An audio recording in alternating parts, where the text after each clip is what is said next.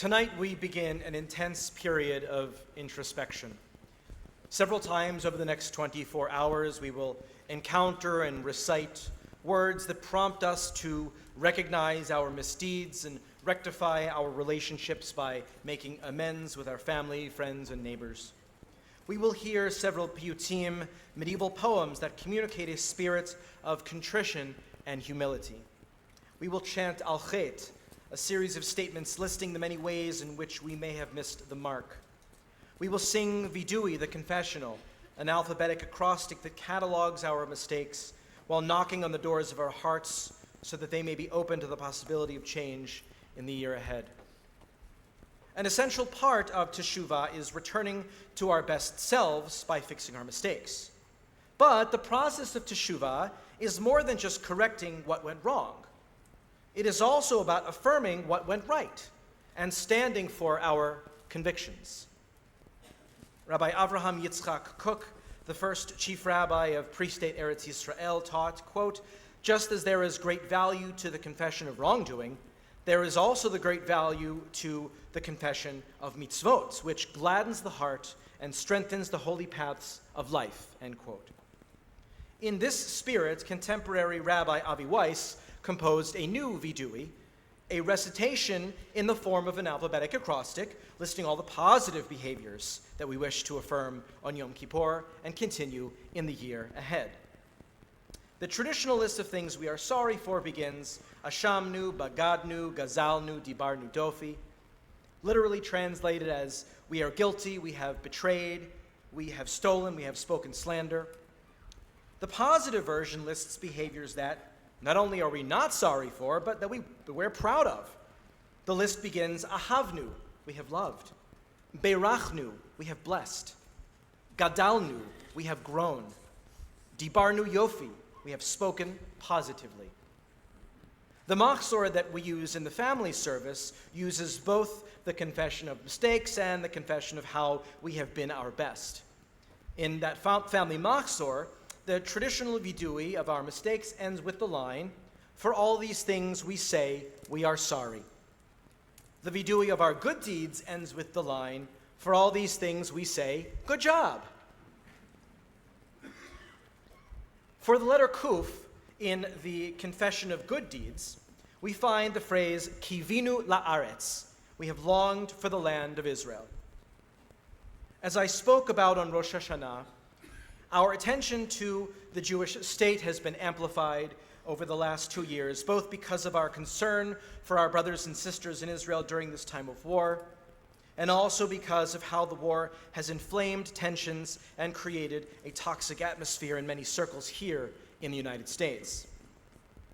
The only news Americans get is about the war, and the negative discourse and punditry whittles away at our resolve and confidence. We continually hear buzzwords like genocide and apartheid used out of context and distorted from their accurate definitions so as to apply them to the conflict between Israel and Hamas. Support for the Jewish state is dwindling, and its detractors are no longer marginal. According to a poll conducted in early September by Yale University's Buckley Institute, 33% of college students said that Palestine was a better ally for the United States, while only 29% said Israel was a better ally. The remaining 38% said that they were unsure. To illustrate the ignorance of that generation, Palestine was not defined, and so it's not clear if the students were thinking about the Palestinian Authority, Hamas, or some imagined entity not based in reality. Another poll by the New York Times and Siena University released just this week said that 35% supported the Palestinians and 34% supported Israel, while the remainder said they didn't know or didn't favor either side. This is the first time that more respondents backed the Palestinians over Israel since the survey began asking the question in 1998. Additionally, it feels like the Jewish people has no strategy for influencing public opinion, while those who hate Jews and Israel have won over the legacy media institutions and mastered the propaganda machine of social media.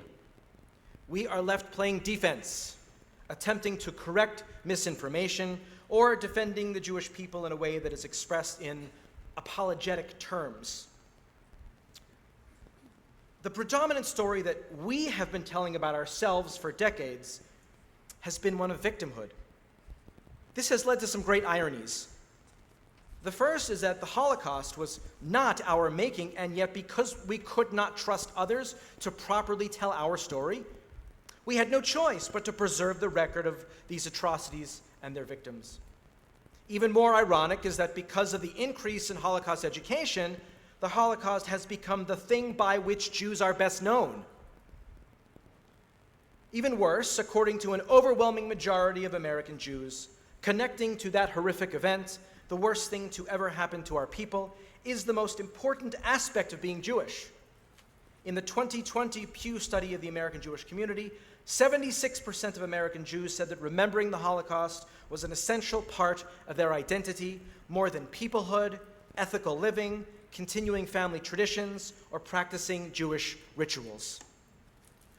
One hopes those priorities have shifted over the last 5 years. But committing ourselves to this story has not had the intended effect. In recent years, we have seen the universalizing and de-Judaizing of the Holocaust. Dara Horn has called Anne Frank the second most famous dead Jew, and Frank's diary has become one of the most read books in the world that was written by a Jew.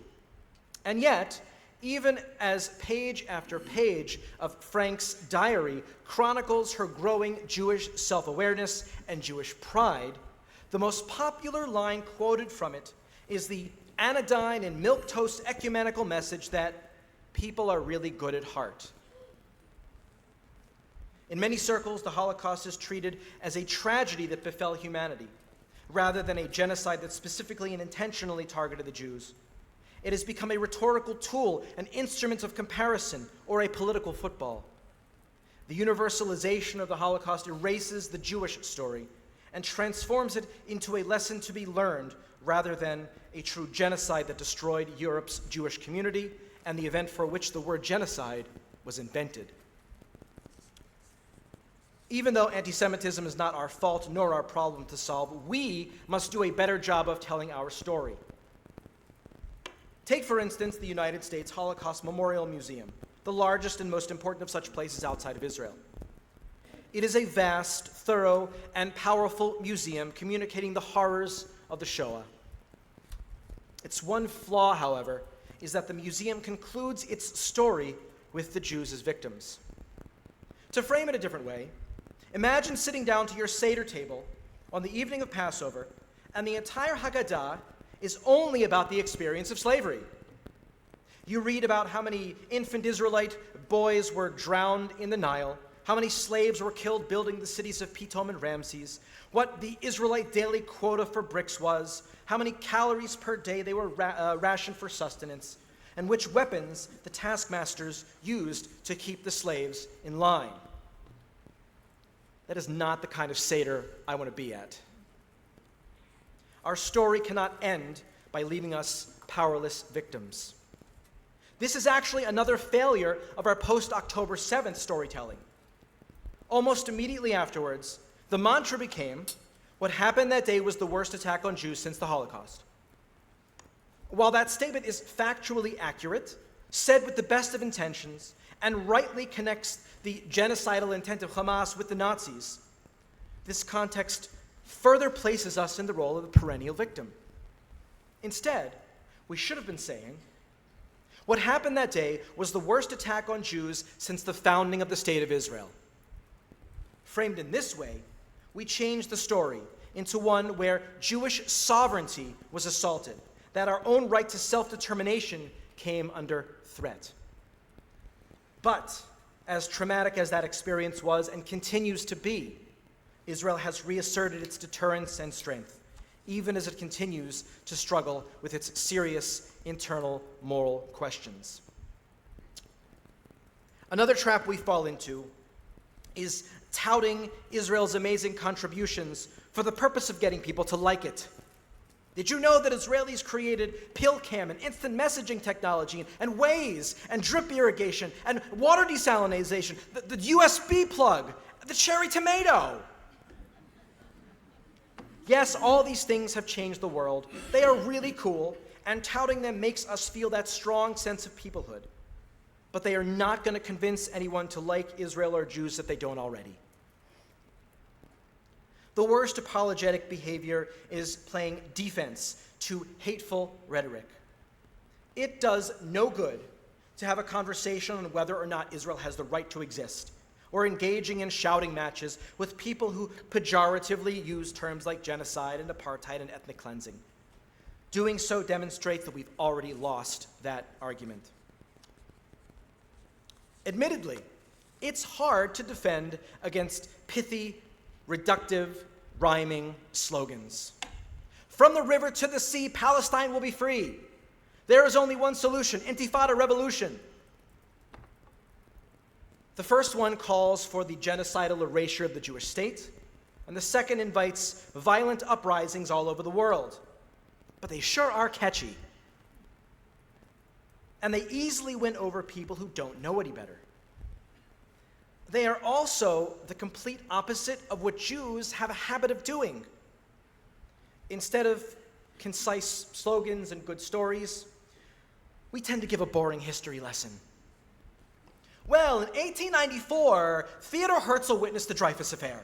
And then we explain what that is, and Herzl's subsequent dreams of a Jewish state. And then there were many Zionist congresses over the next few decades which discussed what a Jewish state might look like, and several waves of Jewish immigration to Ottoman Palestine.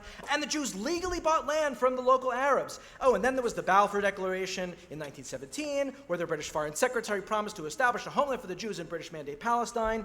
Then there were the Hebron riots in 1929, where the Jews were massacred by the Arabs, and the Peel Commission that in 1936 had tried to partition the land, but instead led to the Arab Revolt, and the United Nations voted to partition British Mandate Palestine in 1947 into an Arab state and a Jewish state, and the Jews accepted, but the Arabs rejected, and there was the War of Independence, where 7 Arab armies attacked the Jewish state, but the Jews miraculously won, and the boundary where they stopped fighting is called the Green Line, and Egypt took over Gaza, and Jordan took over the West Bank, which up to that point had always been called Judea and Samaria. I could go on. Oh my God, that's what we do.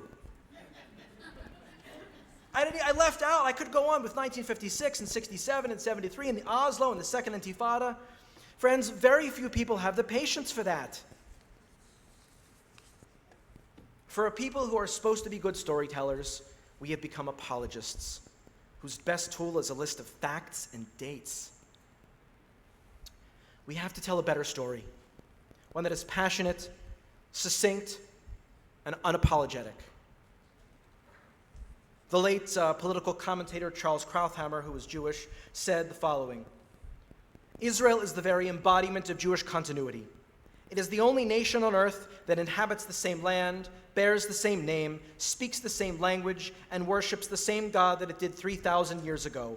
You dig the soil and you find pottery from Davidic times, coins from Bar Kokhba, and 2,000-year-old scrolls written in a script remarkably like the one that today advertises ice cream at the corner candy store. While unapologetic and beautiful and an accurate description, it's still a bit too verbose. But here's another example. The establishment of the State of Israel is the greatest corrective miracle in human history.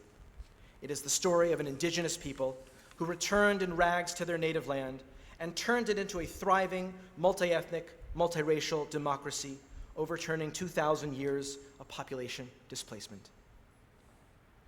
That's really good too, but we should also try to make it personal.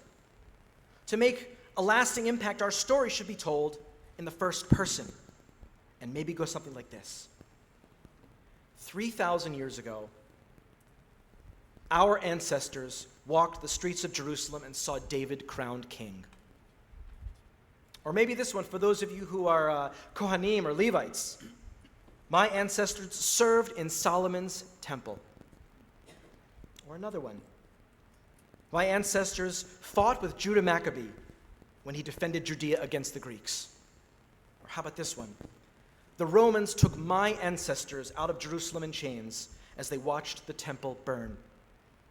And to our Christian friends, we should say this: My ancestors saw and listened to the teachings of Jesus of Nazareth. But there's an even simpler story. A song that we sing each year at the Seder, adapted from the Passover Haggadah. Avadim hayinu ata b'nei chorin. We were slaves, now we are free. After 2,000 years of exile, Jews have come home. We love words and arguments, but in order to better tell our story right now, in the face of so much hatred, maybe less is more.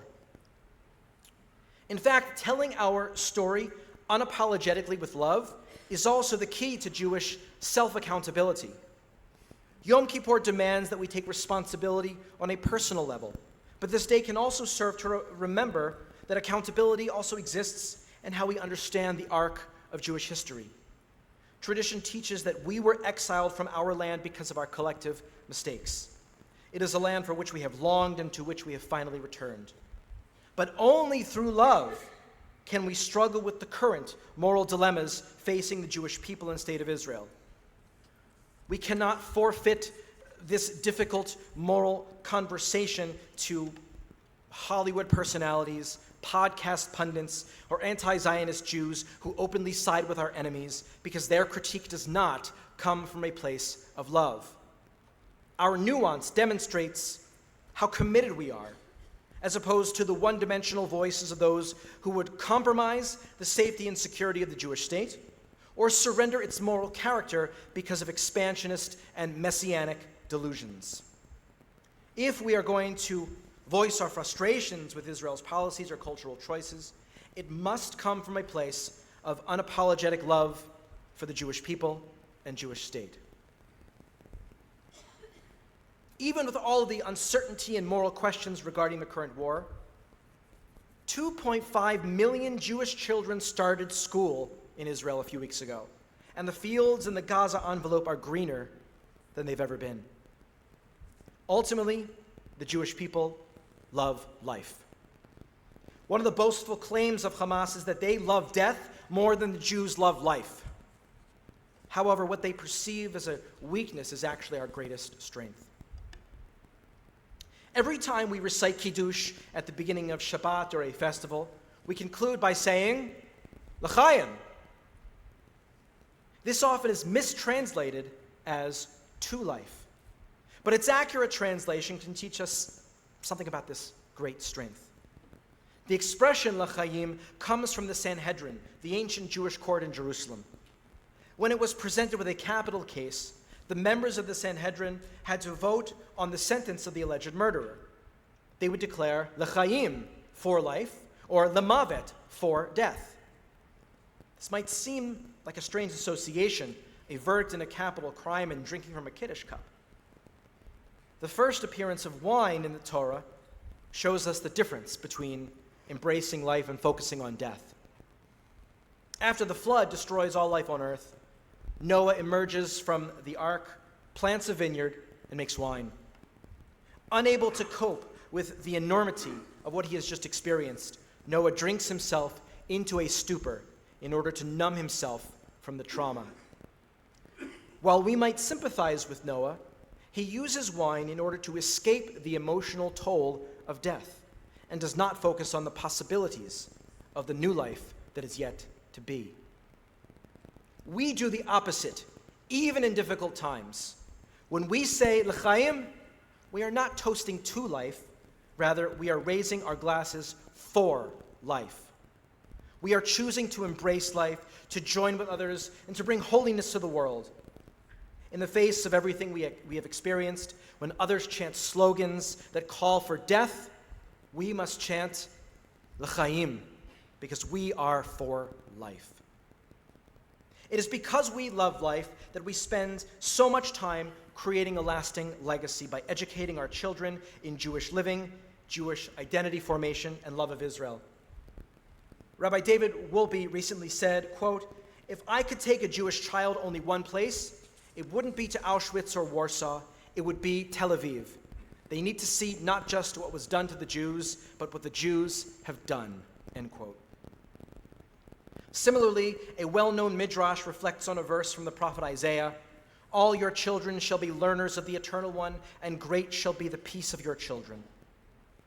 The rabbis tell us that Torah scholars increase peace in the world, and that the word for your children, banaich, should actually be read as bonaich, meaning your builders. When we communicate our unapologetic story to our children, we build peace for the next generation. This is the mission of Student to Student, a program run by the Jewish Community Relations Council, which will be the focus of the Yom Kippur conversation tomorrow afternoon. This program trains high school students to give presentations in classrooms around the community that lack a Jewish presence. They speak about the beauty and complexity of Jewish life and culture, and the program offers a platform to answer questions and foster understanding among teens in the community who are not Jewish. It proactively fights anti-Semitism and builds bridges by empowering Jewish youth to share their experiences and perspectives directly with students their age. Tomorrow's conversations will feature some amazing teens who are over here right now. I see a couple of them, and I hope you attend to hear about their experiences. In the aftermath of the Roman Empire's destruction of Jerusalem in 70 of the Common Era, the Roman Emperor Vespasian issued a series of coins marking his victory over the Jews. One side of the coin depicts Vespasian's face, with his name inscribed in a half circle along the edge. The other side of the coin displays the words Judaea capta, meaning Judea has been captured. Beneath these words, the coin depicts a victorious Roman soldier standing on one side of a palm tree. On the other side of the tree is a woman hunched over, whose hands are bound and who is crying. She was the symbol of the Jewish people's defeat and destruction. This image made its way into the Catholic Church as the defeated and dejected woman reappeared in the form of a woman called Synagoga, who in such imagery stood opposite from the upright, beautiful, crowned woman named Ecclesia. Synagoga and Iglesia are, of course, the Latin words for synagogue and church, as these figures represented the church's understanding that it too had defeated Judaism. These images were what Jews saw every time they walked by a church in most towns in Europe during the Middle Ages. In 1958, on the 10th anniversary of the State of Israel's founding, a new coin was minted, the first commemorative coin issued by the State of Israel. On one side was a depiction of Judaea capta, with the Roman soldier standing over the forlorn, crying woman of Judea. The other side depicted an entirely different image. There was still the palm tree in the middle, but where the woman sat in mourning was now a Jewish farmer planting a sapling in the soil. And where the Roman soldier had stood triumphantly, now stood a Jewish woman holding up her newborn baby. Across the top, written in Hebrew, is the phrase Yisrael mishuchreret, and on the bottom its English translation, Yisrael liberata, or in English, Israel has been liberated. We are no longer captive Jews who must cower and apologize, but liberated Jews with agency who must proudly tell our story in the most compelling way. There has never been more Jews engaged in Jewish learning than there is right now, and we have never been stronger, physically or economically. If someone resents us or excludes us because of who we are or our commitment to Israel, we must respond not with caution or apology, but with firm resolve. On Rosh Hashanah, I invited you to commit to your identity and your people and love and celebrate what is unique about being Jewish. Today, I invite you to turn inward confidence into outward action. Tell our story concisely, loudly, proudly. Create new alliances. Influence those around you. We must not apologize for who we are or for our essential and fundamental commitments. There are many actions for which we must personally atone, but being Jewish and loving Israel are not any of them. For all these things we say, sorry, not sorry.